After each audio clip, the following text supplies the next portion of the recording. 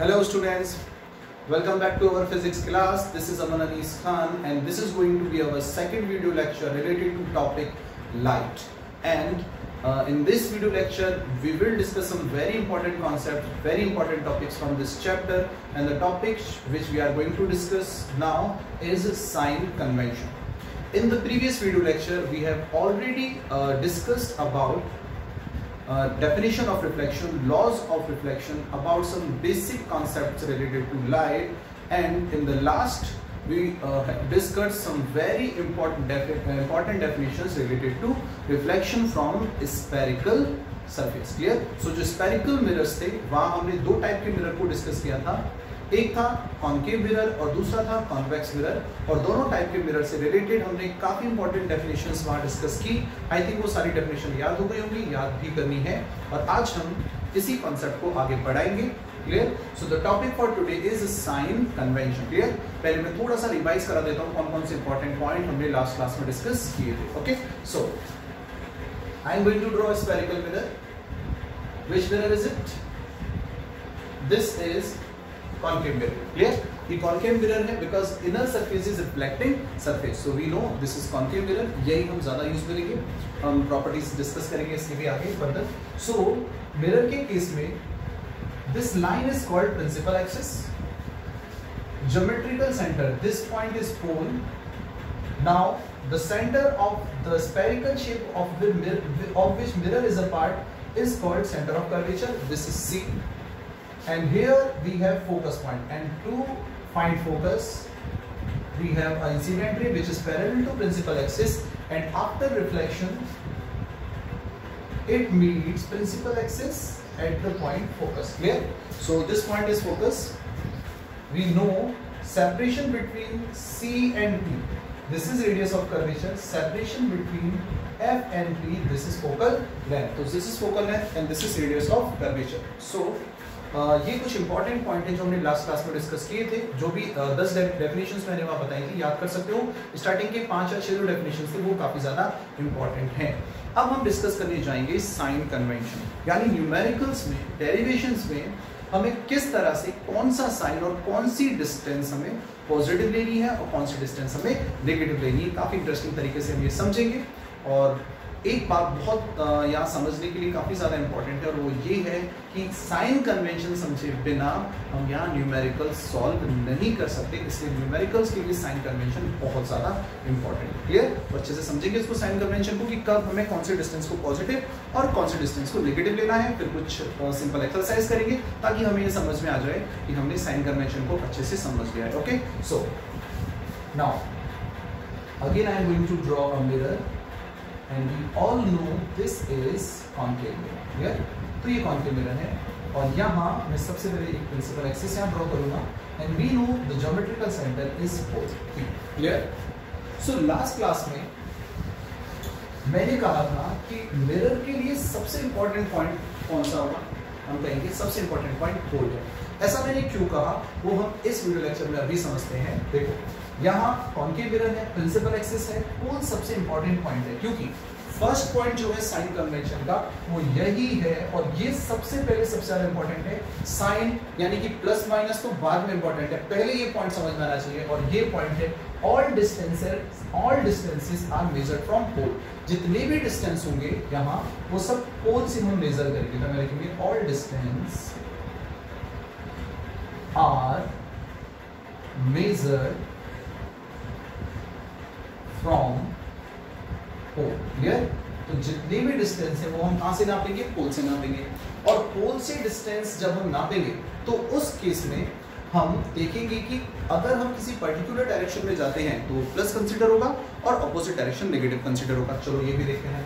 Generally तुम देखोगे अपने बुक के अंदर कि जब भी तुम कोई रे डायग्राम देखोगे तो वहां हम ये देखेंगे कि ऑब्जेक्ट जो होता है जनरली उसको लेफ्ट में रखते हैं, बाकी से फर्क नहीं पड़ता, राइट में भी रख सकते हैं, पर जनरली क्या किया जाता है, मिरर चाहे कॉन्केव हो या कॉन्वेक्स हो उसको इस तरह से रखा जाता है ताकि उसका जो रिफ्लेक्टिंग सरफेस है वो इस साइड हो, लेफ्ट साइड की तरफ हो, और फिर ऑब्जेक्ट को हमें लेफ्ट में रखना पड़े। क्लियर? ये कोई हार्ड एंड फास्ट रूल नहीं है, पर जनरली ऐसा होता है। अब this is mirror, this is reflecting surface and this is object. Clear? यहाँ एक ऑब्जेक्ट रखा है, तुम्हें वो लिखना है उसके ऊपर ताकि तुम्हें क्लियर रहे कि ये ऑब्जेक्ट है। अब क्या कॉन्सेप्ट है देखो, पहला पॉइंट तो क्लियर है सबको कि बस जो भी डिस्टेंस होगी वो कहां से नापेंगे, पोल से, तभी हम डिस्कस कर सकते हैं कि ये पॉजिटिव होगी डिस्टेंस या नेगेटिव होगी।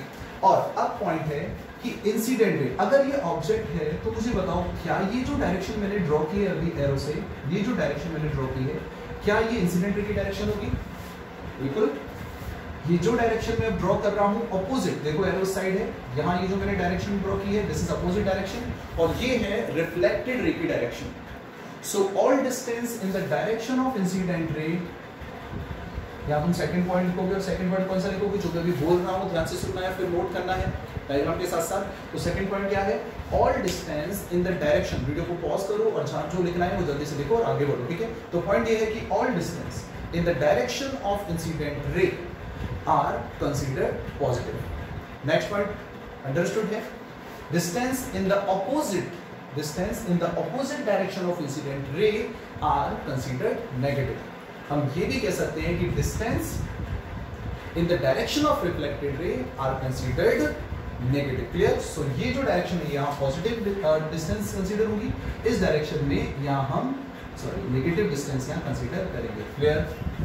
नेक्स्ट, अपवर्ड जो भी डिस्टेंस होंगे, पॉइंट हम लिखेंगे फोर्थ पॉइंट जो भी आएगा, distance upward are considered positive and distance downwards are considered negative. तो ऊपर की तरफ जो भी डिस्टेंस होंगे वो पॉजिटिव कंसीडर होंगे, और नीचे की तरफ जो भी डिस्टेंस होंगे वो नेगेटिव कंसीडर होंगे। So this is all about sign convention. काफी सिंपल है, देखो बहुत ज्यादा यहाँ कॉम्प्लिकेटेड या कंफ्यूज होने की जरूरत नहीं है। लोग अक्सर कंफ्यूज हो जाते हैं, और वो इसलिए कंफ्यूज होते हैं कि वो पहले पॉइंट को मिस कर जाते हैं, यानी प्लस माइनस तो बाद की बात है, पहले हमें ये देखना है कि जो भी डिस्टेंस, जो भी डायरेक्शन हम यहाँ डिफाइन करने जाएंगे वो सबसे पहले कहाँ से स्टार्ट होगा, पोल से। इसलिए पोल सबसे इंपॉर्टेंट पॉइंट है।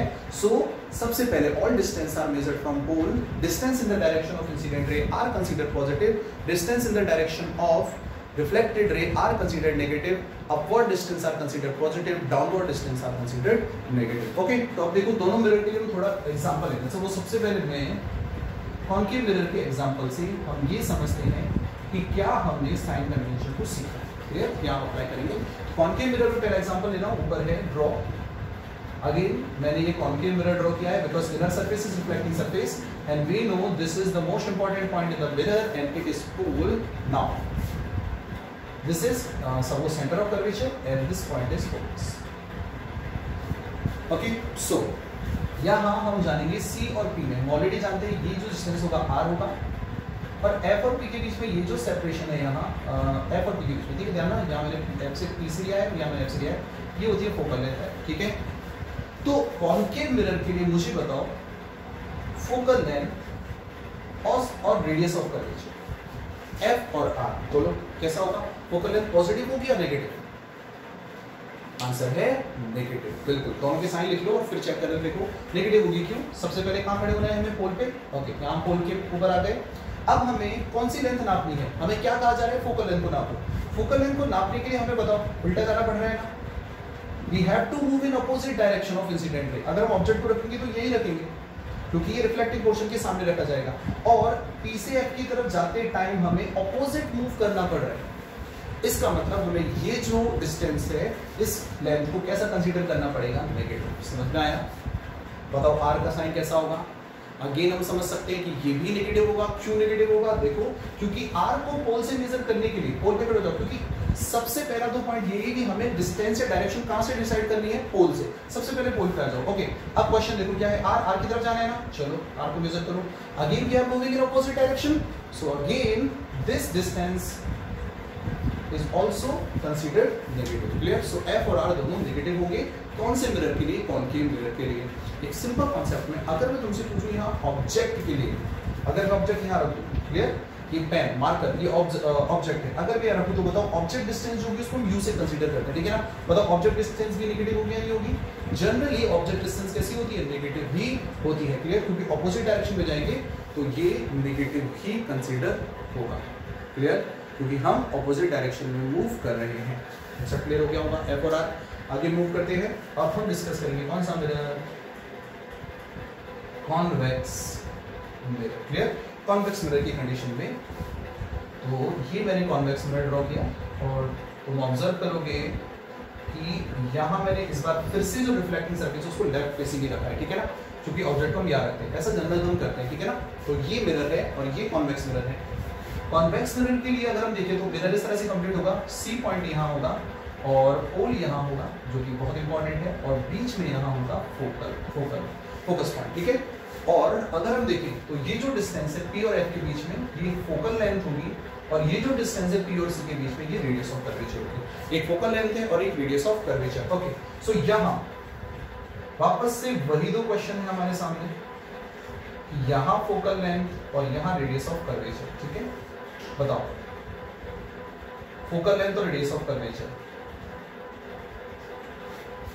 हम यहाँ इजीली आइडिया लगा सकते हैं कि पोल से फोकल लेंथ को मेजर करते टाइम हमें राइट डायरेक्शन में मूव करना पड़ रहा है। ऑब्जेक्ट को जनरली हम कहाँ रखेंगे, यही रखेंगे ऑब्जेक्ट को, तो इंसिडेंट रे की डायरेक्शन होगी, राइट साइड में मूव कर रहे हैं हम, we are moving in the right side, we are moving in the direction of incident ray to measure focal length. So focal length for convex mirror is considered positive, और हम ये भी देख सकते हैं कि रेडियस ऑफ कर्वेचर भी positive है, क्योंकि जब रेडियस मेजर करेंगे तो भी पोल से हमें इसी डायरेक्शन में मूव करना पड़ेगा। सो कॉन्केव मिरर के लिए दोनों नेगेटिव हैं, कॉन्वेक्स मिरर के लिए दोनों पॉजिटिव हैं। ये समझकर हम साइन कन्वेंशन अच्छे से समझ गए। लेकिन एक पॉइंट, अगर मैं तुमसे कहूं कि यहाँ ऑब्जेक्ट डिस्टेंस कैसा होगा, तो वो देखो यहाँ भी नेगेटिव है, वहां भी नेगेटिव था, यहाँ भी नेगेटिव है। क्यों? क्योंकि ऑब्जेक्ट हमेशा इंसिडेंट रे के ऑपोजिट डायरेक्शन में होता है। This is the direction of incident रे, और ऑब्जेक्ट हमेशा इंसिडेंट रे के ऑपोजिट डायरेक्शन में ही होगा। सो यहाँ पर भी u हम कैसा कंसीडर करेंगे, नेगेटिव ही कंसीडर करेंगे। तो u तो दोनों केस में नेगेटिव है, लेकिन हमने यहाँ देखा f और r यहाँ दोनों नेगेटिव है, यहाँ f और r दोनों पॉजिटिव है। Clear? So this is about sign convention, जो कि बहुत इंपॉर्टेंट टॉपिक है। अब हम डिस्कस करेंगे some very important formula related to this chapter related to reflection of light and reflection from spherical mirror। तो कुछ फॉर्मूले हमें यहाँ पे सीखने हैं, और जो न्यूमेरिकल्स हैं उनके लिए काफी ज्यादा इंपॉर्टेंट है। देखो कौन कौन से हैं यहाँ। सबसे पहले R और F में रिलेशन। सो हम कुछ इंपॉर्टेंट फॉर्मूले, इंपॉर्टेंट कॉन्सेप्ट डिस्कस कर रहे हैं। और पहला एक रिलेशन है, ये किसके लिए है, फॉर स्फेरिकल मिरर, चाहे वो कॉन्केव हो या वो कॉन्वेक्स हो, दोनों के लिए एप्लीकेबल है फॉर स्फेरिकल मिरर। जो हमारा पहला फॉर्मूला है that is relation between radius of curvature r and focal length f। Relation between r and f, radius of curvature और फोकल लेंथ के बीच का रिलेशन। हमने देखा था C और T दोनों के बीच में मिड पॉइंट था F, ठीक है ना। तो यहाँ से हम आइडिया लगा सकते हैं, और ये रिलेशन हमें याद रखना है। हम याद रखेंगे जो फोकल लेंथ होती है that is half of radius of curvature. ये कॉमन सेंस है, फोकल लेंथ छोटी है, हर डायग्राम में देख लो, उससे पहले हर डायग्राम में देखो फोकल लेंथ छोटी है, रेडियस ऑफ कर्वेचर बड़ी है। यहाँ हम बोल सकते हैं कि focal length is half of radius of curvature, और हम ये भी कह सकते हैं कि रेडियस ऑफ कर्वेचर होती है twice of focal length. Clear? तो दोनों टाइप के मिरर के लिए focal length is half of radius of curvature. Now moving to the second formula, and it is relation, या हम इसको कह सकते हैं ये मिरर इक्वेशन की कंडीशन हम डिस्कस कर रहे हैं। This is mirror equation. और मिरर इक्वेशन क्या होता है? Mirror equation is relation between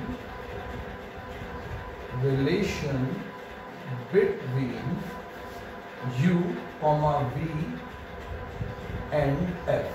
Clear? Relation between u, v and f for spherical mirror is called mirror equation. U is object distance, v is image distance, for f we already know this is focal length. Okay, so the relation is 1 upon u plus 1 upon v is equals to 1 upon f. 1 upon u plus 1 upon v is equals to 1 upon f. This is a very important formula. Numericals में हमारे काम में आएगा, and this is mirror equation. यहाँ हमें ध्यान रखना है, ये नोट करना है अच्छे से। जो डेफिनेशन अभी मैंने बोली है वो डेफिनेशन यहाँ लिख ली है। क्या डेफिनेशन है मिरर इक्वेशन के लिए? Relation between object distance u, image distance v and focal length f for spherical mirror is called mirror equation. Clear? तो सिंपल डेफिनेशन है, लिखना है और ये फॉर्मूला भी लिखना है, और फॉर्मूला लिखने के बाद कौन कौन से फिजिकल क्वांटिटी यहाँ काम में आए हैं उनके बारे में लिखना है। बताओ u क्या है यहाँ? इट इज ऑब्जेक्ट डिस्टेंस, ये ऑब्जेक्ट डिस्टेंस है। बताओ v क्या है? This is image distance, u object distance, v image distance, and f जो है that is focal length. f यहाँ फोकल लेंथ होगा। और याद रखना कि ये कोई भी फॉर्मूला यूज करो तो साइन कन्वेंशन को नहीं भूलना है, स्पेशली इस फॉर्मूले में, क्योंकि एक भी साइन गलत हुआ, प्लस माइनस में कुछ भी गड़बड़ हुई तो गड़बड़ होते ही यहाँ पर जो पूरा क्वेश्चन है न्यूमेरिकल है वो गलत हो जाएगा। तो याद रखना है इस साइन कन्वेंशन को बहुत अच्छे से समझकर यहाँ वैल्यू रखनी है। ठीक है, कुछ एग्जांपल न्यूमेरिकल हम डिस्कस करेंगे अभी। सो ये होगा सिंपल 2। और थर्ड अगर हम बात करें तो एक और काफी इंपॉर्टेंट कॉन्सेप्ट है और वो है लीनियर मैग्निफिकेशन। लीनियर मैग्निफिकेशन, ये जो फॉर्मूले में अभी यहाँ लिख रहा हूँ, 12th क्लास में जाके तुम हर एक फॉर्मूले का हम डिटेल डेरिवेशन डिस्कस करेंगे, और फिलहाल हम 10th क्लास के लेवल के हिसाब से डिस्कस कर रहे हैं, तो बहुत ज़्यादा डिटेल में जाने की जरूरत नहीं है। इन सब के डेरिवेशन हम 12th क्लास में डिस्कस कर रहे हैं, ठीक है, या फिर किसी और क्लास में हम ये डिस्कस कर लेंगे कि किस तरह से डेराइव किया जाता है, लेकिन वो थोड़ा सा हमारे लेवल के हिसाब से थोड़ा सा ऊपर है। सो अगर हम लीनियर मैग्निफिकेशन की बात करें यहाँ, तो लीनियर मैग्निफिकेशन के अकॉर्डिंग लीनियर मैग्निफिकेशन क्या होता है? मैग्निफिकेशन वर्ड ही काफी सिंपल है, काफी इंपॉर्टेंट है।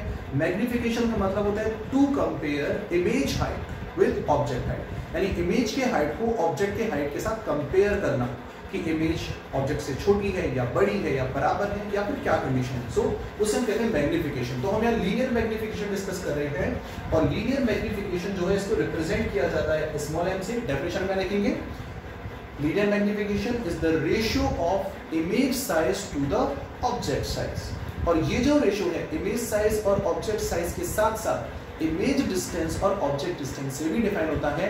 मिरर के लिए ये होता है m is equals to minus v upon u। याद रखना है कि linear magnification for mirror is m is equals to v upon u, या एक और फॉर्मूला तुम लिख सकते हो m is equals to h dash upon h, h dash upon h। यहाँ v और u हम जानते हैं, v is image distance and u is object distance, और h dash अगर हम सेकंड फॉर्मूले की बात करें यहाँ, तो याद रखना h dash जो है this is image height, h dash is image height and h is object height। clear?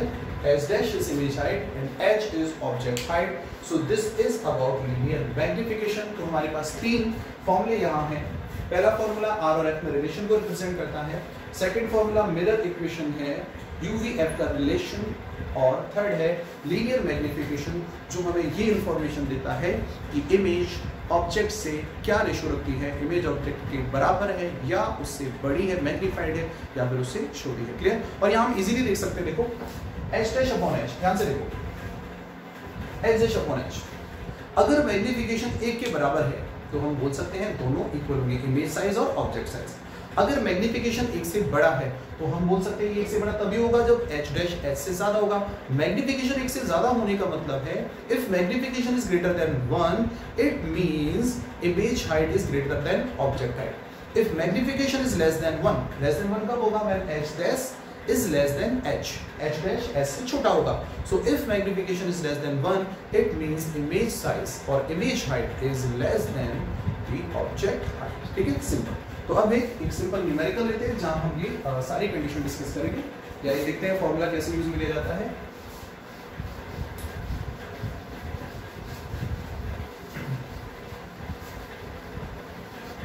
Simple numerical लेते हैं, देखो।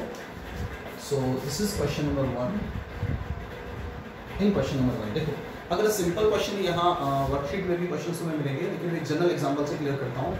अगर सपोज हमें कहा गया कि हमारे पास एक स्फेरिकल मिरर है और उस स्फेरिकल मिरर के लिए रेडियस ऑफ कर्वेचर जो है that is 30 metre. Radius of curvature is 30, चलो सेंटीमीटर कर लेते हैं, 30 मीटर काफी ज्यादा हो जाता है, 30 centimetre. Radius of curvature 30 centimetre है।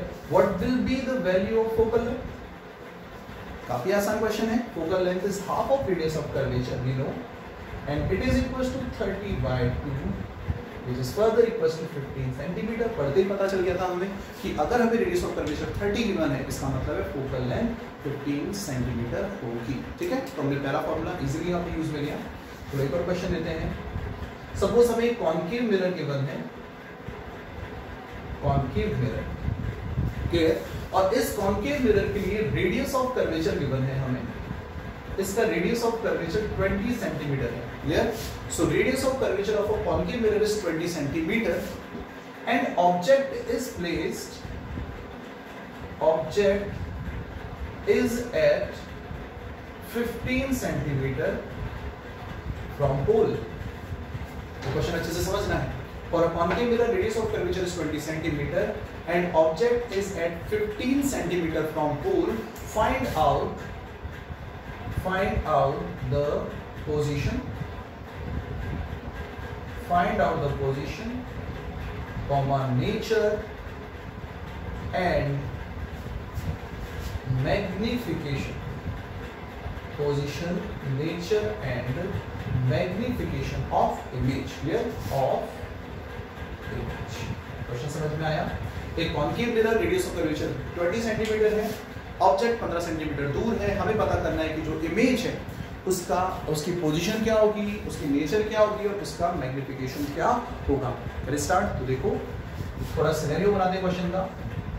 इस तरह से एक कॉन्केव मिरर है, चलो हमें रेडियस 20 दी है। रेडियस 20 सेंटीमीटर होने का मतलब है कि फोकल लेंथ कितनी होगी, 10 सेंटीमीटर हाफ होगी, सिंपल है। और ऑब्जेक्ट जो डिस्टेंस है वो कितना है, 15 सेंटीमीटर, 15 सेंटीमीटर।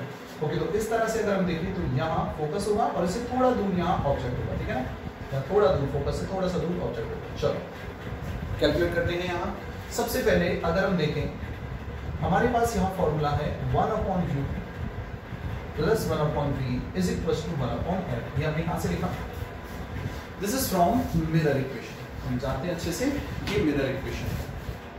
तो फ्रॉम मिरर इक्वेशन, ठीक है। अब हम यहाँ बॉक्स बनाएंगे और ये बॉक्स सबसे ज्यादा इंपॉर्टेंट है क्योंकि बॉक्स साइन कन्वेंशन के अकॉर्डिंग हम वैल्यूज को प्लेस करना सीखेंगे। यहाँ u, अगर हम u की बात करें तो u हमें दे रखा है कितना, 15 सेंटीमीटर। ये दे रखा है 15 सेंटीमीटर, पर ये 15 सेंटीमीटर कॉन्केव मिरर के लिए बताया था नेगेटिव होगा। देखो ये पोल है, u नापेंगे तो नेगेटिव डायरेक्शन में आ रहे हैं, तो u की जगह में कितना लिखूंगा, -15। समझ में आया कुछ इंपॉर्टेंट स्टेप। वैल्यू रखना तो बाद में, पहले साइन कन्वेंशन सीखना है। -15। अगर हम v की बात करें तो v तो पूछा गया है, क्वेश्चन मार्क लगा देते हैं। और फोकल लेंथ गिवन है, बताया था कॉन्केव मिरर की फोकल लेंथ नेगेटिव होती है। यहाँ देखो, अगर देखोगे यहाँ तो नेगेटिव ही आना पड़ रहा है, यानी ये भी नेगेटिव होगा, कितना होगा, -10।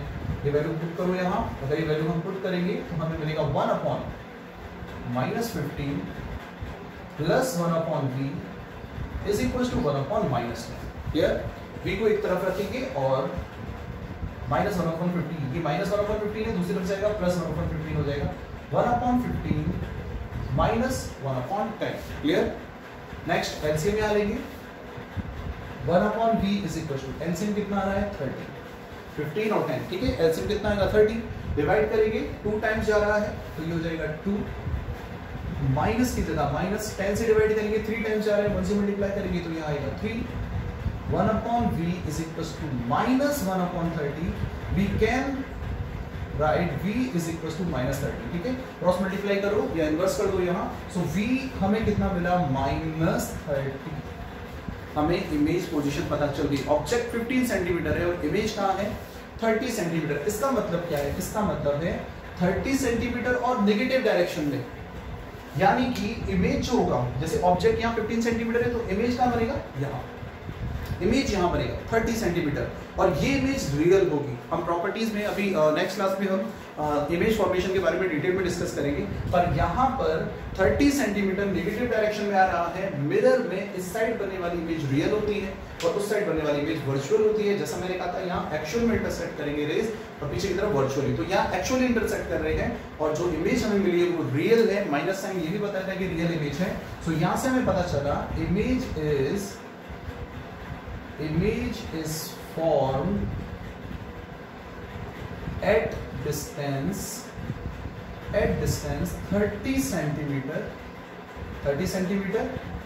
अब हम कहेंगे as same side as minus बता रहा है कि as same side as object, जिस डायरेक्शन में ऑब्जेक्ट है उसी साइड इमेज बन रही है, नेगेटिव साइड में, क्लियर। या माइनस साइन ये बता रहा है कि सेम साइड, और चूंकि सेम साइड बनी है तो हम यहाँ से एक और आइडिया यहाँ लगा लेंगे कि दिस इज रियल इमेज। ये हमने आइडिया लगाया कि जो भी इमेज है ये इमेज कैसी होगी, रियल इमेज होगी। अब हम यहाँ लीनियर मैग्निफिकेशन निकालते हैं, तो मैग्निफिकेशन का फॉर्मूला होता है माइनस बी अपॉन वी। अब यहाँ पर हम साइन कन्वेंशन से वैल्यू पुट करेंगे, ठीक है। तो हम यहाँ सेकंड पार्ट इसका सॉल्व कर रहे हैं, linear magnification. So minus v upon u minus v, v कितना है -30, देखो आंसर में आया है, और साइन भी रखना है, मैंने कहा साइन कन्वेंशन नहीं छोड़ना है, -30। और u की अगर हम बात करें तो u कितना है, u इज -50, क्लियर, -50। तो u -50, एक माइनस ऑलरेडी है, 3 माइनस है, तो एक माइनस रह जाएगा यहाँ। m कितना आया, m आया -2, क्लियर। सो -2, यहाँ 2 क्या बता रहा है, 2 बोल रहा है कि image is 2 times of object, यानी इमेज का जो साइज है उसकी जो हाइट है वो ऑब्जेक्ट के हाइट की डबल होगी, दुगनी होगी। और माइनस अगेन क्या बताता है, माइनस बताता है कि इमेज इज इनवर्टेड, इनवर्टेड मतलब उल्टी इमेज, और इन्वर्टेड इमेज यानी कि यहाँ उल्टी इमेज है, और जो इमेज इन्वर्टेड बनती है इसका मतलब वो हमेशा रियल होती है। याद रखना, real image is always inverted and virtual image is always erect. Virtual image हमेशा सीधी बनती है। तो अभी लास्ट में इमेज फॉर्मेशन से रिलेटेड हमने कुछ कॉन्सेप्ट्स यहाँ सीखे हैं। नेक्स्ट क्लास में हम रे डायग्राम्स खुद बनाना सीखेंगे, तो वहाँ हम देखेंगे कि किस तरह से रियल इमेज हमेशा इन्वर्टेड बनती है और वर्चुअल इमेज हमेशा इरेक्ट बनती है, और भी काफ़ी सारी प्रॉपर्टीज डिस्कस करनी है। So that's it for today's video lecture. So ये रिवाइज करना है, न्यूमेरिकल भी रिवाइज करने हैं, वर्कशीट के जो क्वेश्चन आंसर है वो सॉल्व करने हैं। See you in next class, thank you.